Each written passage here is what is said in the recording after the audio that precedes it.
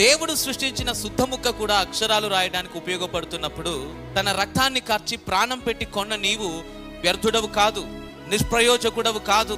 మీరు ఎప్పుడైనా ఒక గోడను కట్టేటప్పుడు మీరు గమనించారా? ఆ గోడలో ప్రాథమికంగా మనకు కనిపించేవి ఇటుకరాళ్ళు. ఆ ఇటుకరాళ్ళు ఒకదానితో ఒకటి అనుసంధానించబడటానికి ఏమవుతుంది అని అంటే దాని మధ్యలో సిమెంట్ ఇసుకతో కలిపిన ఒక మిశ్రమాన్ని దాని మధ్యలో పూస్తాం.